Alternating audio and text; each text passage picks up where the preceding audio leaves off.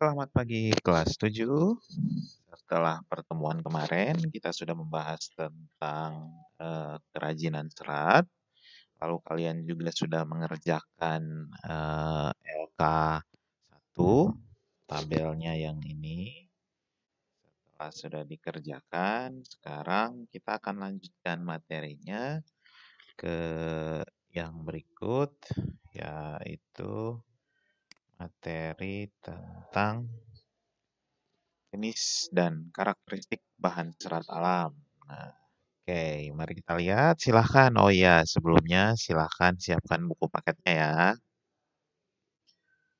Sudah? Buku paketnya sudah siap. Yang sudah buka buku paket, materi kita dimulai di halaman 6 untuk hari ini. Oke. Mari kita lihat sama-sama materinya hari ini. Oke, yang pertama ada pengertian serat alam. Oke, jadi serat alam ini adalah bahan serat, ya, adalah suatu jenis bahan berupa potongan-potongan komponen yang membentuk jaringan memanjang yang utuh. Nah, kalau itu adalah pengertiannya, pengertian dengan bahasa yang bakunya kira-kira seperti itu. Kalau pengertian yang dengan bahasa yang sederhana apa? Nah, serat alam ini adalah bahan berupa serat yang terdapat pada tumbuhan maupun hewan. Nah, kira-kira begitu pengertian sederhananya ya. Kalau disuruh jelaskan secara ilmiah, nah berarti yang tadi, yang tulisannya merah ini nih, ya.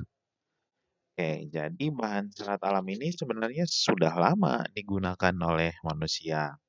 Kira-kira itu 2640 tahun 2006 2640 tahun sebelum Masehi. Orang Cina sudah menggunakan, bangsa Cina itu sudah menggunakan serat alam ya untuk sebagai bahan tekstil yang mereka gunakan. Nah, serat alam yang dijadikan bahan tekstil ini biasanya berupa serat dari ulat sutra. Nah, ulat sutra kayak gimana sih bentuknya? Ulat sutra itu apa sih, Pak? Nanti kita bahas di serat alam di materi yang berikut ya. Nah, selain bangsa Cina, di sini ada orang India. Orang India ini bahkan sudah memproduksi dan menjual tekstil secara besar-besaran yang dibuat dari serat alam. Nah, serat alam, serat dari bahan alam ini yang digunakan biasanya kapas ya, begitu ya, dibuat jadi kain. Kalau tadi eh, sutra dibuat jadi kain, sekarang kapas dibuat jadi kain. Nah, terus sebenarnya karakteristiknya itu seperti apa sih?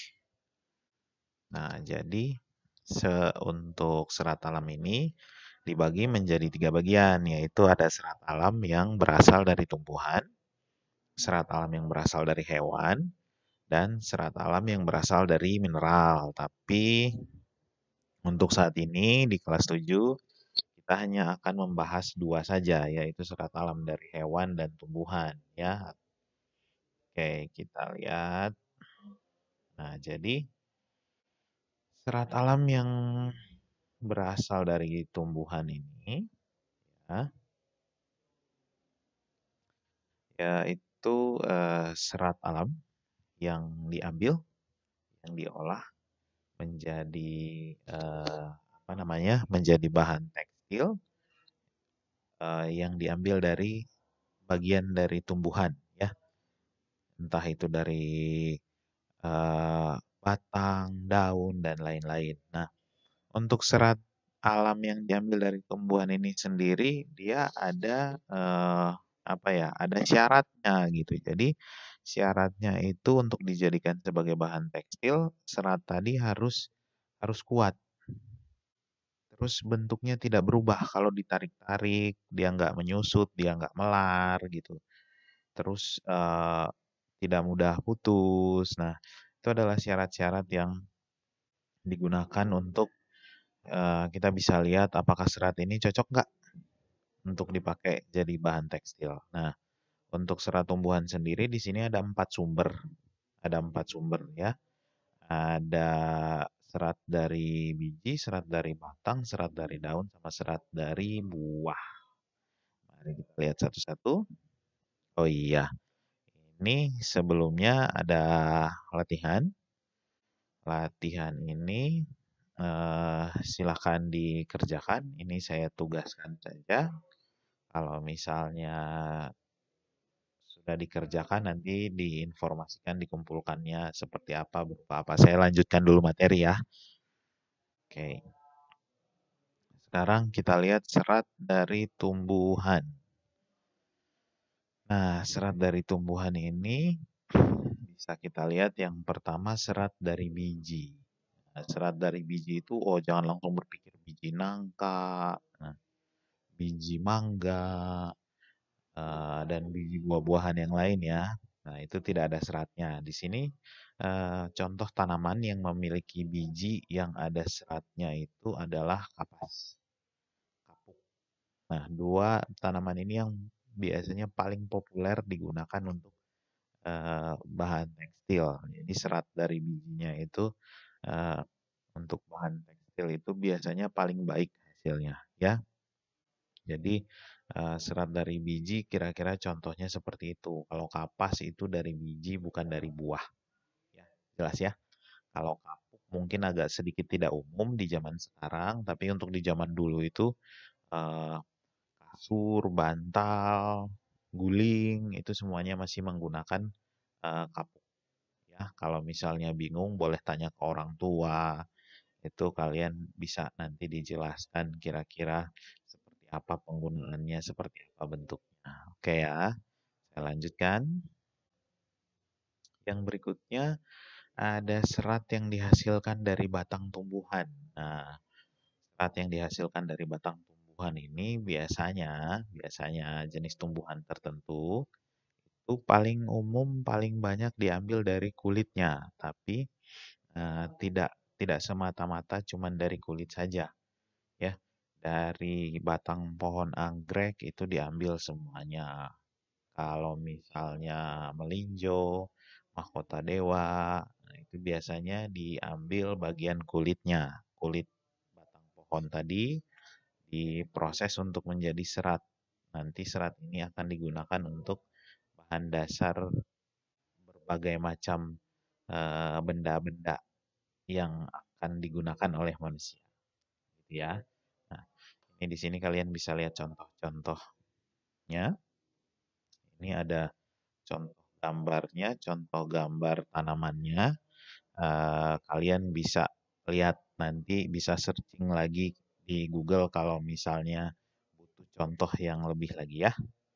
Oke, yang berikutnya ada serat dari daun. Nah, serat dari daun ini sebenarnya lebih banyak ya.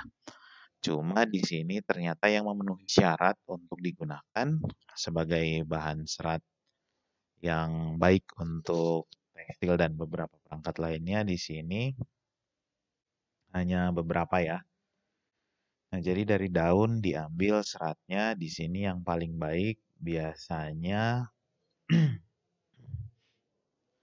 biasanya itu daun nanas, daun pandan berduri, daun eceng gondok, daun abaka, daun sisal, daun henequin. Nah, itu adalah beberapa contoh. Nah, sebenarnya kalian udah pernah lihat kok contoh produk yang dibuat dari bahan serat daun. Contohnya yang paling umum itu ada dari bahan pandan berduri. Di sini paling sering digunakan masyarakat untuk membuat tikar, tikar. Nah, tikar pokoknya untuk digunakan sebagai alas duduk di lantai biasanya seperti itu ya. Untuk yang lain nanti kita lihat manfaatnya untuk dijadikan produk apa ya. Mari kita lanjutkan. Yang berikut ini atau yang terakhir dari tanaman ini adalah serat dari serat dari buah maksud saya ya. Nah, ini yang paling banyak kalian ketemu, pasti produknya tuh paling banyak kalian ketemu. Buah yang biasanya digunakan, seratnya, eee, untuk produk-produk kerajinan itu biasanya adalah buah kelapa. Nah, buah kelapa ini kan kalau kelapa itu, yang sudah kering, kulit bagian luarnya itu namanya sabut ya.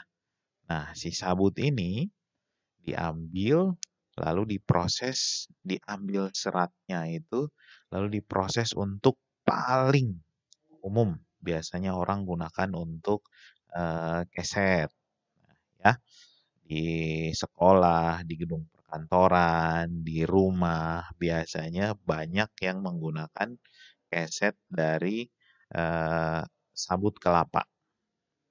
Terus selain keset, apalagi masih banyak yang lain. Contoh yang lainnya itu ada apa? Sabut untuk cuci piring. Nah, ada masih yang menggunakan itu. Terus untuk kerajinan-kerajinan yang bisa dianyam kurang lebih seperti itu ya. Nah, jadi ini untuk karakteristiknya serat alam sendiri, khususnya serat alam dari yang berasal dari tumbuhan, kurang lebih seperti ini. Lalu di sini ada tugas yang kedua. Tugas yang kedua yaitu tuliskan manfaat dari masing-masing serat yang berasal dari tumbuhan yang kamu ketahui. Nah, ada tuh di belakang tuh tadi tinggal kalian lihat kembali gitu ya. Kalau misalnya kurang silahkan di-browsing lagi. Kira-kira ini tugasnya. Silahkan siapkan dirimu untuk mengerjakan tugas dan akan ada penilaian harian ya. Terima kasih untuk perhatiannya. Shalom, kita ketemu di chat di grup WhatsApp. Terima kasih.